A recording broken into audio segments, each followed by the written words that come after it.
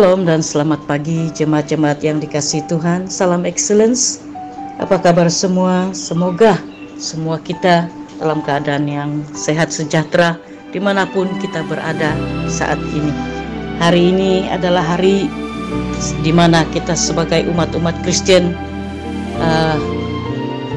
memperingati sejarah atau peristiwa yang terjadi lebih 2000 tahun yang lalu tentang kematian Yesus di atas kayu salib yang telah menyelesaikan segala sesuatu.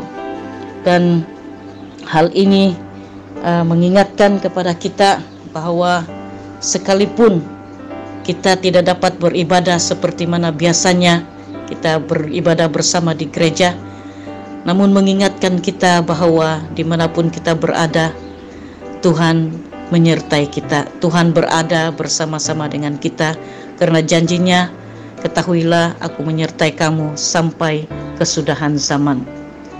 Mari kita berdoa. Tuhan Bapa di sorga, terima kasih untuk kesempatan ini.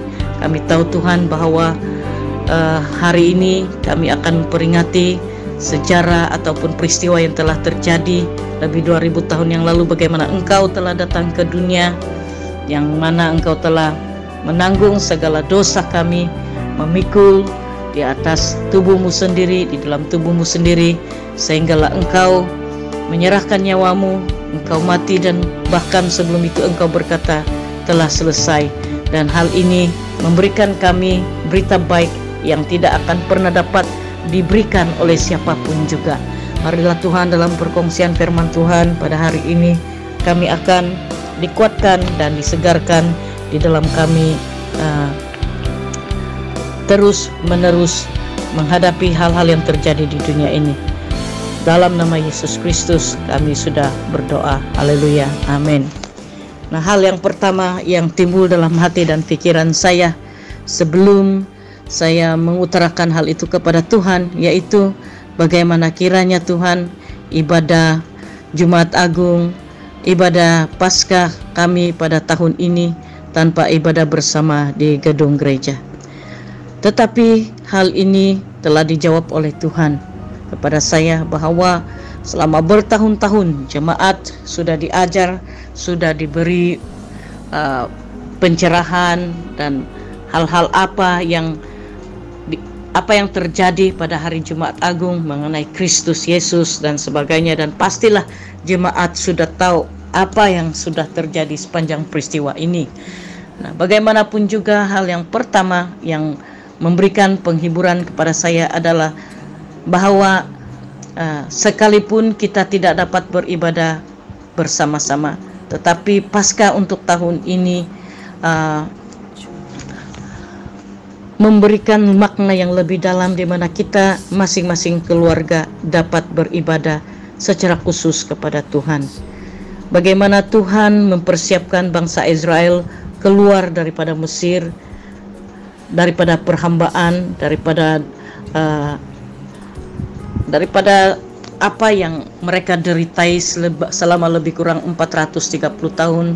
Tuhan berbicara dealing kepada setiap keluarga, mereka harus tinggal diam di dalam rumah dan mempersembahkan, mereka harus mengoles darah kepada pintu gerbang rumah mereka, dan mereka harus diam di dalam rumah. Saya teringat kembali perkongsian saya beberapa waktu yang lalu bahwa Tuhan memanggil, menyerukan supaya kita masuklah ke kamar kita sesaat lamanya, berdiamlah di dalamnya sehingga semua amarah itu padam, kata Tuhan. Nah, itu mengingatkan saya bahwa hari-hari dimana kenapa kita harus banyak berdiam diri di rumah dan mengambil waktu bersama-sama Tuhan adalah karena ada sesuatu yang Tuhan sedang kerjakan di luar kotak pikiran kita. Wabak ini bukan berasal dari Tuhan, ya, tetapi ada sesuatu yang Tuhan sedang kerjakan di sebalik wabak ini. Yang penting kita tahu bahwa Yesus sudah menyelesaikan secara tuntas segala pengorbanannya di atas kayu salib, menebus dosa kita, dan apa akibat-akibatnya ketika dia sudah mati di atas kayu salib. Nah, karena itu kita perlu lebih mengambil waktu yang Tuhan sudah berikan ini kepada kita untuk bersama dengan Dia dalam ibadah rumah, khususnya dalam Paskah ini ataupun dalam Jumat Agung ini. Apa yang Tuhan sudah lakukan lebih 2000 tahun yang lalu ketika Dia mati di atas kayu salib, Ia sebetulnya sudah menggenapi nubuatan-nubuatan tentang penyelamatan, bermula daripada Kejadian 3:15, di mana ketika Hawa telah memakan buah larangan di Taman Eden, dan disitulah janji keselamatan telah datang ketika manusia diusir dari Taman Eden, dan bahwa akan lahir seorang juru selamat, dan itu digenapi ketika Yesus lahir dan Yesus telah mati dan mengalahkan kuasa maut. Hal-hal penderitaan Tuhan yang dinubuatkan dalam Yesaya 52, Yesaya 53, itulah yang telah dilakukan oleh Tuhan sebagai Yesus sudah menggenapi semua nubuatan itu. Dan Yesus juga merupakan korban Paskah, ya, yang sudah memenuhi hukum Taurat, ya, bahwa anak domba yang disembelih itu haruslah tidak cacat, harus sempurna. Dan demikianlah Tuhan menyerahkan nyawanya. Dia adalah anak domba yang tidak bercacat celah, dalam Yohanes 1:29. Kita juga bersyukur di dalam kita mengingat kembali Jumat Agung ini atas apa yang Tuhan sudah kerjakan. Dia telah membuka jalan bagi kita. Matius 27:51, terjadi gempa bumi ketika Yesus menyerahkan nyawanya. Gempa bumi terjadi dan terbelahlah tabir di bait Allah. Kita boleh merujuk juga dalam Mazmur 62, ya, 62:9, di mana apabila tabir itu melambangkan di mana manusia boleh datang kepada Allah, boleh masuk kepada hadirat Allah, boleh menikmati hadirat Allah, karena Yesus sudah membuka jalan bagi kita. Dan ini merupakan satu hal yang sangat luar biasa, karena kita boleh intim kembali dengan Tuhan, kita boleh berjalan bersama Tuhan, mendengar suara Tuhan, karena apa yang sudah Yesus sudah lakukan bagi kita. Kita bersyukur karena di dalam kita mengingati Jumat Agung ini, kita telah ditebus daripada segala dosa-dosa kita, masa lalu kita dan sebagainya. Kita juga memanfaatkan apa yang Tuhan sudah lakukan ini kepada kita dengan senantiasa mengoreksi kehidupan kita menjelang kedatangan Tuhan yang kedua kali ini.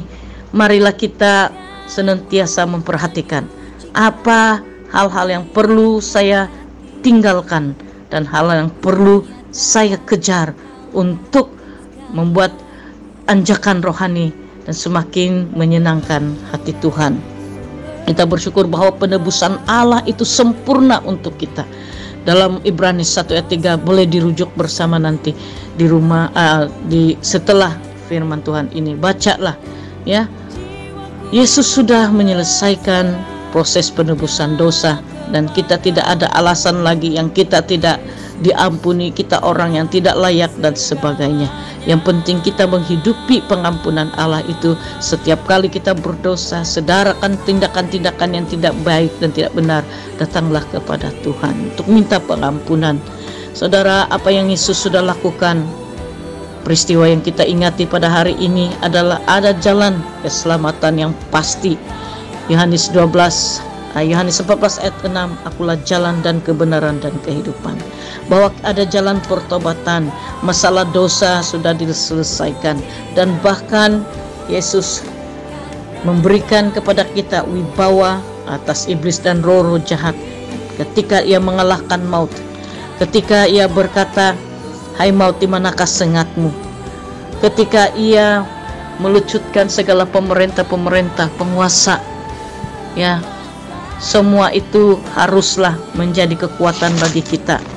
Dan sekalipun kita adalah orang-orang yang menang, dan Yesus katakan telah selesai, itu tidak bermakna bahwa kita bebas sebebas-bebasnya. Kita katakan saya boleh pergi ke pasar raya, saya boleh pergi ke sana dan ke sini karena Yesus sudah mati untuk saya. Yesus adalah jaminan keselamatan saya. Ada Tuhan dan saya tidak perlu takut. No, saudara-saudara yang dikasihi Tuhan, kalau Tuhan sendiri berfirman di dalam Yesaya yang dikatakan, masuklah ke dalam kamarmu dan bersembunyilah sesaat lamanya.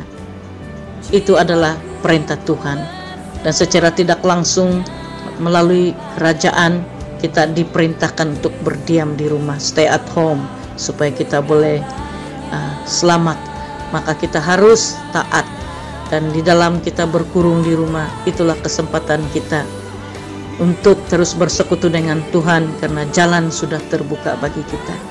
Bukan hanya para imam yang boleh masuk ke bait Allah, ke tempat yang Maha Kudus, tetapi kita, orang-orang yang sudah ditebus, kita beroleh akses untuk bersekutu dengan Tuhan. Semoga pada hari ini dimanapun kita berada, marilah kita juga mengambil kesempatan mendoakan mereka yang berada di front line, para juru rawat, para dokter, mereka yang terdedah dengan pandemik ini ataupun wabak yang sangat menular dan sangat ditakuti ini. Ya, mari kita doakan mereka, bagaimana mereka sedang berada dalam keadaan yang tertekan, keadaan hati mereka yang sedih. Mereka kembali ke rumah, tidak dapat bersosial dengan keluarga, beramah-tamah dengan keluarga. Mereka harus mengasingkan diri, karantin diri. Saudara, hal-hal seperti ini mengingatkan saya bagaimana Yesus seorangan berada di Taman Getsemani. Bagaimana perasaannya ketika dia meminta murid-muridnya, berdoalah dan bersama-sama denganku 1 jam lamanya, dan ternyata muridnya tidur. Nah, dia rasa keseorangan, dia rasa ketakutan. Hal-hal seperti ini pasti dirasakan oleh mereka juga. Saya percaya kita turut dapat rasakan. Tapi percayalah, Tuhan itu setia menyertai dan menolong kita. Doakanlah mereka yang berhadapan dengan suasana ini secara langsung.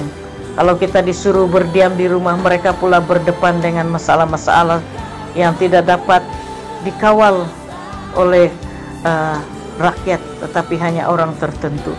Nah, kita doakan mereka supaya mereka selamat, doakan mereka supaya mereka terhindar daripada ancaman, ataupun mereka tidak dijamah dan mengalami jangkitan COVID-19 ini.